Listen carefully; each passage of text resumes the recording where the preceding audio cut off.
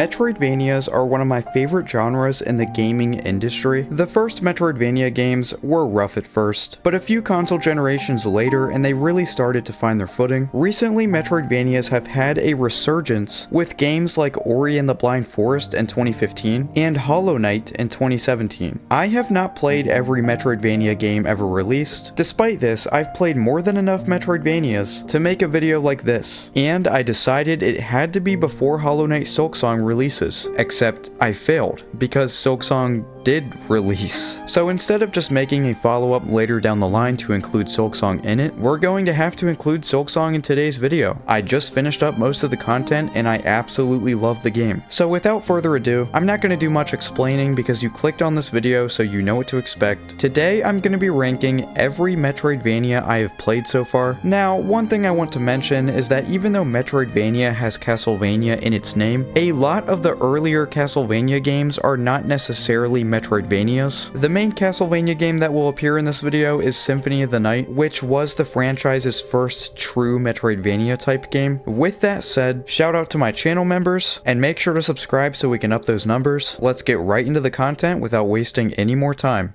Coming in at last place at number 17, I'm gonna go with Voidwrought, which is a bit unfair because it's not a bad game, and the developers were kind enough to give me an early Steam key for the game when it released. Listen, I have not played a single bad Metroidvania game yet, and maybe that's why I love the genre so much, but Voidwrought is unfortunately the most skippable Metroidvania I have played. It just doesn't add anything new or interesting, and granted, that doesn't mean it's not enough for someone like me. I mean, I will eat up any game that's somewhat similar to this or this. But objectively speaking for a minute, the other games on this list just accomplished more than Voidwrought did in the gameplay department. Voidwrought is a fun enough Metroidvania game with good enough progression and a decent world to explore, but not a single thing stands out about it, whether it's the art style that is obviously inspired by you-know-who, and the combat mechanics that are obviously inspired by you-know-who. This means that if you enjoy you-know-who, you'll also enjoy Voidwrought, but it turns Voidwrought into, unfortunately,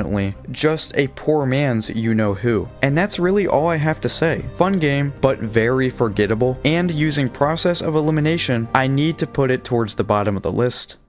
Next on the list is going to be Bloodstained Ritual of the Night, another victim of process of elimination. Bloodstained Ritual of the Night is a 2018 Metroidvania that is obviously very inspired by Castlevania Symphony of the Night. It's pretty much just a Symphony of the Night fan game, but with modern graphics. The reason I put modern in quotations is that I just really hate the art style in this game. This 2.5D looking art style just almost never works for these kinds of games, and the animations themselves are just really unathletic looking too. Characters look stiff and robotic. There's even this one part of the game that it just speaks for itself. Like, what the fuck did I just watch? At the end of the day, if you've been wondering why so many games go for pixel art nowadays, this is why. With all that smack talk I just directed the game's way, I now get to reassure you that I still enjoyed my time with it because the graphics are not everything. The game has fun gameplay, a great map to explore, tons of weapons to choose from, and the best part about it is the great music. So while a game like Voidwrought is a grounded, smooth experience but nothing else, Ritual of the Night is a somewhat unpolished game that is willing to take a few risks and does end up hitting the nail on the head with a few of them. The bosses are decent and the characters are well written. The game also has a ton of different modes that add a lot of replay value, which I didn't have the time to try out, but it's there if you want it, and again, it does provide value. It's another good game, but not good enough to achieve a higher spot. Coming up next is going to be Shantae and the Pirate's Curse, a 2015 Metroidvania that has become pretty beloved over the years. However, I wouldn't exactly say it's a masterpiece. The best way I can describe Shantae and the Pirate's Curse is that it's literally if The Legend of Zelda was a 2D platformer, a good 2D platformer that is. The game's main levels are pretty much just dungeons from Zelda. You can also collect pieces of heart in this game to increase your HP, so that's really what it is. Shantae and the Pirate's Curse is a mix between Metroid and Zelda. That is the best way to describe it. Unfortunately, aside from the boss fights, I didn't find the combat in this game nearly as intuitive or engaging as the games that are higher up on the list, and there were some annoying parts of this game's progression, but the dungeons are super fun at least, and that's good considering that's the main appeal. It's a great game, but this is the last time I'm going to say process of elimination. The next game is a Metroidvania named Islets. At least I think that's how it's pronounced. Maybe it's Islets, I don't know. Anyway, this game takes place in the sky as you aim to connect 4 islands in order to form one big island. It's an interesting concept that blends well with the gameplay because you essentially get to connect the segmented Metroidvania maps and combine them into one singular big map. The combat is decent in this game as well, and the game typically has high quality enemies and boss fights. I also really like how the upgrade system works, where you're given a few choices on what you wish to enhance. I'd like to see more RPG inspired upgrades like this in Metroidvanias more often. Now, I think a big thing that holds this game back for me is that the graphics and world design is not very well fleshed out. The general art direction is great, but they didn't execute it to its fullest potential. The reason I say this is the map design is too cubical. You'll see too many areas that just look really blocky, and given the fact that the terrain is made to be semi-realistic, it's just two contrasting styles. Not to mention the biome themes just aren't that interesting. I mean, one of the areas has orange grass. What were they thinking? Most areas in the game look fine, and maybe this is just reaching for straws, because otherwise I enjoyed everything else about this game. Islets is great. Next on the list is Animal Well, which I am considering a Metroidvania even though it focuses on puzzle solving rather than combat. Yes, the game has no combat at all, but it does have upgrades and a Metroidvania map system. As the intro implies, this is a very unique Metroidvania because, to reiterate, it features zero combat. There are enemies, but they're meant to be evaded rather than fought. Where this game shines most is its fantastic Atari-based graphics, combined with the also fantastic puzzle design. I don't have that much to say about Animal Well other than puzzles and atmosphere. I will note that the bubble wand item is kind of broken considering you can just chain them to jump in the air for as long as you like, and even though this may have been intentional, it doesn't perfectly fit the world design of the game because there are areas you can straight up cheese with this. But other than that, I really recommend giving Animal Well a go. It was also made by one person. And coming up next is going to be The Messenger, one of the more unique Metroidvanias. Basically, this game begins as just a regular stage-based platformer just like Ninja Gaiden back in the day, but then later in the game it becomes a full-fledged Metroidvania where you're going back to some of the previous stages and also discovering new areas around them. Also, you frequently travel between time in which the graphics go from 8-bit to 16-bit. Those are both pretty creative ideas that really help out the game's memorability. The gameplay itself is also really good. I will say the backtracking could have been done better, but it didn't affect me all too much. It's also got great music and pretty funny character writing. The best part about The Messenger is definitely just how unpredictable the gameplay loop can be. It was not executed perfectly though, which is why I can't rank this game higher than some of the other games on the list. Still pretty awesome though.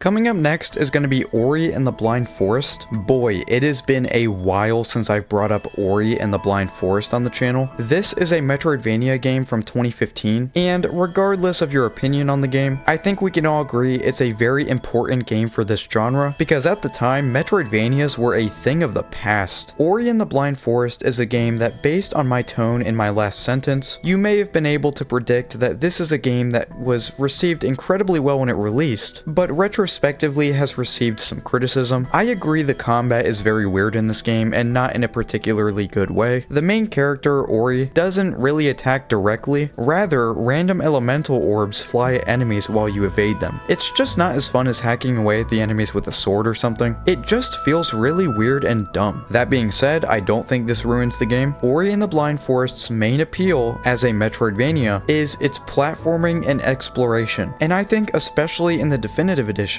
it does those things very well. It's been a while since I've played the game though, so I could possibly be overrating it. I don't know, I think when you combine the great platforming, fun exploration, beautiful art style, amazing music, you get a game that is far better than what modern critics would say. But you'll be happy to know that this isn't the last time you'll hear about Ori in this ranking. Coming up next is going to be Metroid Dread. Now, I've been on the record on this channel saying that this isn't one of my favorite Metroidvanias out there, mainly because of some of the horror elements in the game. The biggest new mechanic in this Metroid game is that there's these massive robots called EMMI that are invulnerable until you get a specific temporary weapon in each area. In the meantime, these things will chase you down to no end. Yeah, I do not like being rushed around the map in Metroidvanias, which is why on a subjective level this game was just not my cup of tea. The rest of the game is unbelievably solid though, the combat, music, exploration, it's all fairly good even if this isn't really for me. I really enjoyed the plot twists in this game as well, but overall, I really don't care for this game too much. But maybe I'll try out a second playthrough sometime. We're now entering the top 10 list, and at this point you can expect the following games to each be amazing. There are a lot of great Metroidvania games out there, and out of the ones I've played, this is my top 10 list. Let's begin the top 10 with Blasphemous. Blasphemous is a game that I have a complicated history with. As documented on my channel before, I really didn't like this game at first. I played through the entire game, wasn't very good at it, had no clue what I was doing, had zero taste for Spanish culture, and so when I finished the game under the standard ending, I was so relieved to be done. Then, around a year later, fresh off my playthrough of the second game, Blasphemous II, I decided to go back to the first game to give it a second chance, and the game took that second chance and ran with it. I loved my second playthrough of Blasphemous. The combat is not as fast paced as other Metroidvanias, but it does not need to be. I love the art direction, I still listen to the music outside of the game, I like some of the lore even if it goes over my head, I love the exploration. This is a Metroidvania that just does so many great things. It's not really the best at any particular category, but it remains consistently great throughout the entire experience. One thing you can really appreciate Blasphemous for is that there are almost zero runbacks, because save states are almost always placed right before each boss, which for a game that takes heavy inspiration from Dark Souls, I'm super glad they decided this was the one thing they needed to change from that game. Dark Souls Remastered was a decent game, but it had some crazy runbacks. Anyway, Blasphemous is great, not very many complaints. So now that we're about halfway into the ranking, I want to briefly look at a console sent to me by Hyperkin. This is the Hyperkin Supaboy, which is a full-on portable Super Nintendo that takes your original cartridges on the go. Now, I actually reached out to someone at Hyperkin in order to try to get this in for review, because it's a product I have always wanted to own, because honestly, it just looks awesome. And I felt that it fit this video fairly well since we're talking about Metroidvanias here, and one of the most popular Metroidvanias out there is of course Super Metroid. Anyway, so let's take a look at this console. So the Supaboy that they sent me is the Hyper Beach color. As you can see, it's got all the Super Nintendo buttons that you need. Also, under these rubber pads are controller ports, meaning you can plug in up to 2 controllers just like the original. The screen for the console comes with a screen protector built in, which you can take off if you want, but I choose to leave mine on. And you'll notice that the screen is in widescreen, but you can also change it to the original 4:3 resolution, which I recommend doing. There is also a headphone jack, a volume slider, and a brightness option. And here on the top is a charging port, a reset button, the power button, and a region switch, which allows you to play games from either American regions or European regions, which is just really nice. But one thing that I am really excited to show off is the AV port. This console comes with an AV cable of its own and can obviously be plugged into either modern TVs or CRT TVs, meaning it's basically a Nintendo Switch but for SNES games, and the games look really nice on the TVs as well, especially my CRT. One interesting thing that I tested out with the console is plugging it into my TV and using a wireless SNES controller that I bought from 8BitDo, and combining these two retro accessories is really cool. The Supaboy also comes with a little carrying sleeve, which I was really excited about considering otherwise I was gonna have to go out and buy a separate carrying case for it. Now, let's talk about some possible gripes that I have with the Supaboy, because since it's a review, I gotta be honest. So if there's something to improve on in the future, it's the ergonomics. It's not that this thing is uncomfortable or anything, it's just not as comfortable as a Steam Deck, for example. It's just okay to hold. Also, the only other thing I can think of is that the button quality is a tiny bit of a downgrade when you compare it to the standard SNES controllers. However, that's kinda okay with me considering you can plug controllers in if you need to, and the fact of it being portable kind of allows for a slight downgrade in button quality. And one last thing I want to talk about, while I was testing and writing the script, I just realized that the Supaboy can also play Japanese Super Famicom games. So I have this Chrono Trigger Super Famicom game and I put it in the console and it works. I genuinely did not know that and am surprised that it works. But now I have a way to play my Super Famicom version of one of my favorite games ever made. Anyway, with everything everything said about this console, I'm gonna give it just under a 9 out of 10. I love being able to play Super Nintendo games from so many regions. The fact that you can plug in controllers and plug it into your TV, and even just playing the games portably offers a good experience. If I had one word to describe this console, I would say it's versatile. Thank you so much to Hyperkin for sending me the Supaboy, and I'm excited to work more with them in the future. If you're looking to get your hands on a Supaboy or any of their other products, they provided me with an affiliate link for their website if I liked the product, which I do. And if you don't want to use that link, you can just use my code Wyvrn at checkout for 10% off. Again, thanks to Hyperkin. Now back to the video.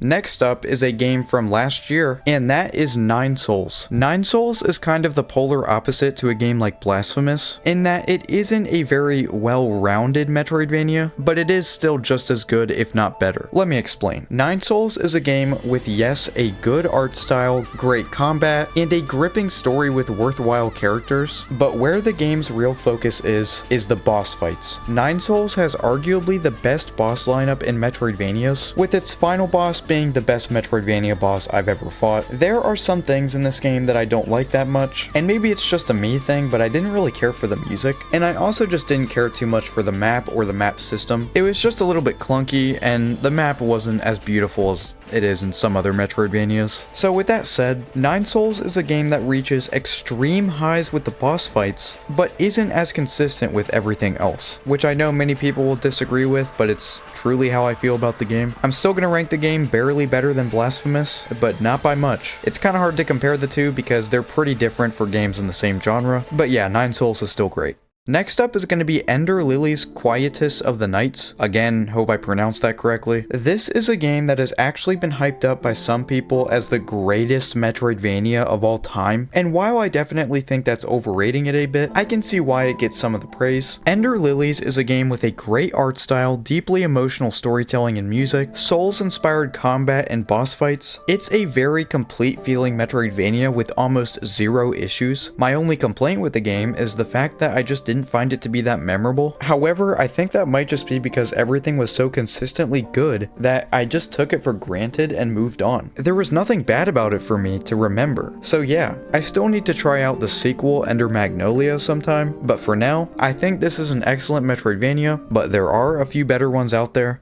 One of those being Blasphemous II. If you remember just a few minutes ago, I said that this game basically saved the entire Blasphemous series for me. I loved this game so much that it was contagious to the point that I had to go back to the first game and love that one too, just to contain all the love. The thing is, a lot of fans didn't really like Blasphemous II as much as the original, and there's a few reasons for that. First of all, the sequel branches out and expands to be more like other Metroidvanias that we're used to. Critics say this makes the game feel less unique. Secondly, is that they stopped making pixelated cutscenes like in the original, which again makes the game stand out less. However, for me, these are both non-issues. The game only feels like other Metroidvanias because those other Metroidvanias were doing things correctly and featured movement upgrades. Blasphemous 2 features movement upgrades when the first game did not. This makes the combat progression much more interesting and overall just more fun. So to compare the game to the first game, I think Blasphemous 2 has a better soundtrack, better bosses, a better world, a better art style. Some of this is subjective, yes, but I do genuinely prefer almost everything in the second game. Also, you get 3 weapons to choose from, which really gives you great choices throughout the game. One thing that tarnishes Blasphemous 2 just a bit for some people is the DLC, which I think was just alright, but not bad really. It was just a couple areas and a couple annoying but good boss fights, nothing too special. Overall though, I definitely prefer this game to the original.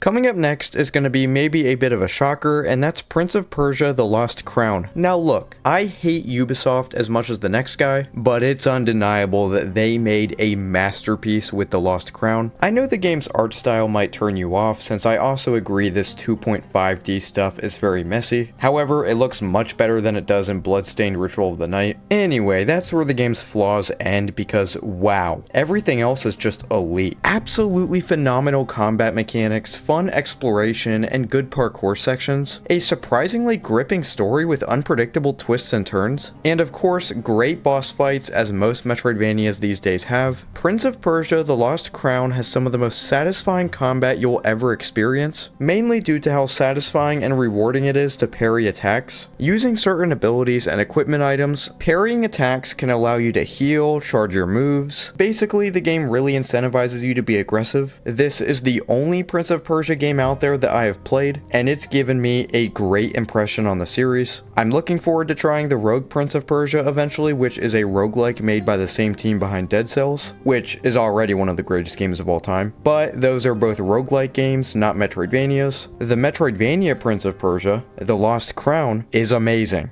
And coming in at number 5 on the list, I went with Ori and the Will of the Wisps, the sequel to The Blind Forest. Speaking subjectively, this is my favorite Metroidvania game ever for a few reasons. One of those being that it was the game that made me fall in love with the genre. But since this isn't a favorites list, I chose it to be number 5 for the best. Also, I'm aware some people might be thinking I'm overrating the game. However, these are my reasons for it being ranked so generously. Ori and the Will of the Wisps is a sequel that improves in every single margin possible, absolutely breathtaking visuals with good performance, one of my favorite video game soundtracks ever made, satisfying combat with tons of variety and decision making, optional content that is both rewarding and extremely fun, a deeply emotional storytelling, and amazing platforming and movement physics. I mean, you're looking at the game right now and it's hard to argue that it's not one of the most beautiful looking games out there. Now, I know this game being so different from the first Ori game makes you wonder why it's so different. The obvious answer to this being that in between The Blind Forest and The Will of the Wisps was Hollow Knight, the most popular Metroidvania of all time.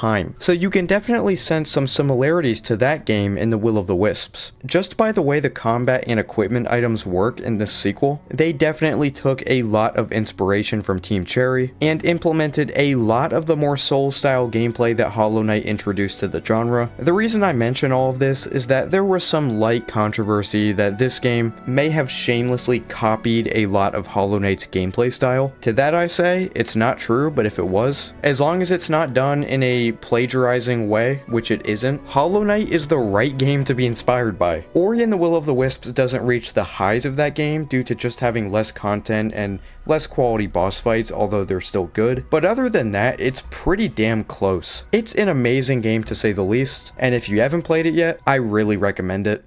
Coming in at the number 4 spot, I went with Castlevania Symphony of the Night, which is the only Castlevania Metroidvania game I've played, but it's because it's the one everyone told me that I had to play, and they were spot on. Castlevania is as OG gets when it comes to gaming franchises. The game started out as linear level-based side-scrolling games similar to Mega Man. What Castlevania Symphony of the Night does is take the franchise and mold it into a gameplay structure similar to the Metroid games, where instead of having levels to beat, you have a non-linear 2D world to explore. So normally in the Castlevania games, you play as a member of the Belmont family, which is basically just a bunch of jacked Christian dudes on a quest to slay Dracula every time he is revived again. But Symphony of the Night has you playing as Alucard, which is, from my understanding, the half-vampire son of Dracula, who is actually one of the good guys now, and you have to defeat your father. The reason this is important is playing as a more complex character rather than just a normal human allows this game to give you Metroidvania combat upgrades like the double jump, and even allow you to change into animals such as a bat or a wolf. This spiced up the Castlevania gameplay a lot, which at the time it really needed it. It's almost mind-blowing looking back on it. I took it for granted since I played this game in 2024 without the context of this game releasing in 1997, but wow, what an insane game for this time period. Anyway, the game has a great world to explore, fun boss fights, amazing music, like any Castlevania game, a genuinely great art style, especially for a time period where every other game was trying to be the next Super Mario 64. The game also has awesome story moments, and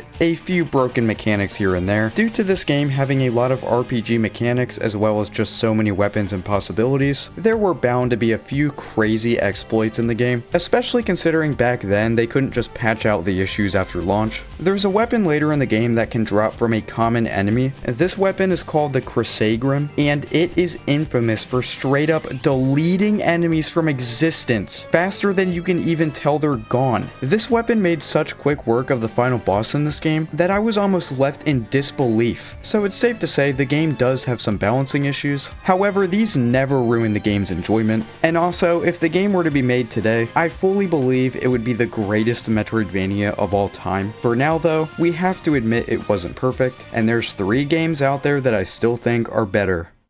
The first of those being, at number 3, I went with the SNES classic Super Metroid. Super Metroid is an interesting game to look back on, but I think we can all agree at the very least it's one of the greatest Metroidvanias out there. The game has a beautiful immersive Metroidvania world with a great art direction and phenomenal music. The game features cryptic secrets, yes, but also features a lot of mind-blowing secrets that actually make sense when you think of the game in the context of it being a real breathing world. Overall though, I think Super Metroid only gets better the more you play it. After all, it's obviously meant to be replayed given how it rewards you for speedrunning. Super Metroid may not have the greatest bosses ever or anything, but I think the real appeal to this game is the experience. I mean, Crocomire isn't that interesting of a boss fight, but when you knock him down into the lava pit and his body gets melted off, that just really stays in your mind. This game was meant to change how you view world design in video games, and it succeeds. This wasn't the first Metroid game or anything, but it was the first game to truly nail the genre. Some people are still holding on to it being the best Metroidvania of all time. However, I think there's 2 games that are just better. At the number 2 spot on the list, I went with Hollow Knight Silksong. And before we start talking about the game, I just want to reassure you that the footage is going to be mostly from the early game in order to prevent heavy spoilers. Anyway, Silksong is out and we're forming our opinions on the game. As somebody who finished the game and will have done almost all of the side content by the time this video is out, I think the game is fucking incredible. In my opinion, this is the best Metroidvania graphically. These areas are just completely, utterly breathtaking and only get better as you progress. The music is also a huge step up from Hollow Knight. I have to say, I think Silksong's soundtrack straight up destroys the original games, especially given how, to my knowledge, these are 100% real recorded instruments for this game. The string instruments absolutely carry the music, but you'll see for yourself. The combat in Silksong had to grow on me for a bit, but I really do love it. Hollow Knight games at their core have simple combat, but Silksong allows you to swap out crests that fundamentally change how the protagonist Hornet attacks enemies. This, on top of the tools and other equipment items, gives you an insane amount of build variety for combat. Now, one thing people are complaining about is how this is easily one of the hardest Metroidvanias. It's harder than the first game, and the big issue people are complaining about online is enemies and boss fights constantly doing double damage. For me though, this hasn't affected my enjoyment. Also, people were having trouble with the diagonal attack for some reason. Like, yeah, I guess it takes some getting used to, but it's not that bad. And also, using crests, you can change it later in the game. The boss fights are incredible. The enemies are really engaging. There's plenty of content for a $20 game. In fact, I already have over 40 hours on it. Silksong is a complete package of a Metroidvania. If there's one thing I don't particularly like about the game, or rather 2, it would be 1, contact damage can do double damage to the player, and 2, biowater is an area that exists. Other than that, this is one of my favorite games ever made. However, since this game just came out, I don't want to go overboard just yet, so that's the reason I didn't choose the game for number 1. So with that out of the way, let's take a look at the number 1 spot on the list, which we already all know what it is.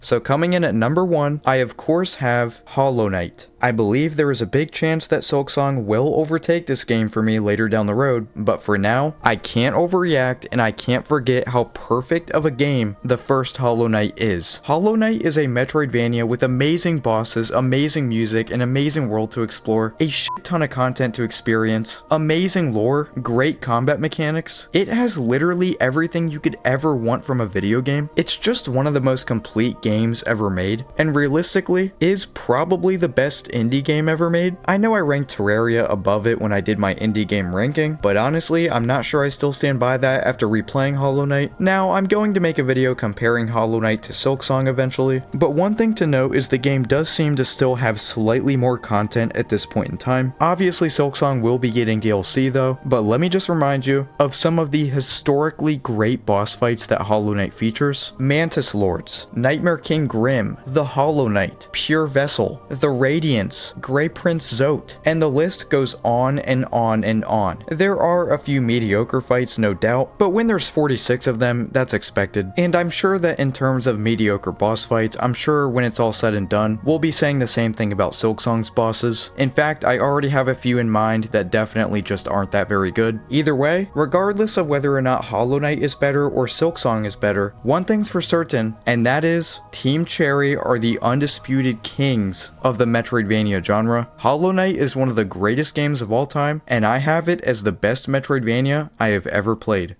And there you have it. That was my list for every Metroidvania I have ever beaten ranked. This is a video I have wanted to do for a long time, and I wanted to get it out before Silksong released, but at least since the game released, I got to rank one extra game on the list. Let me know in the comments what your list would be and what Metroidvanias you recommend me to play next. Also, thanks to Hyperkin for sending me the Supaboy console. Links are in the description for their online store. Thanks for checking out this video, and I will talk to you guys again soon.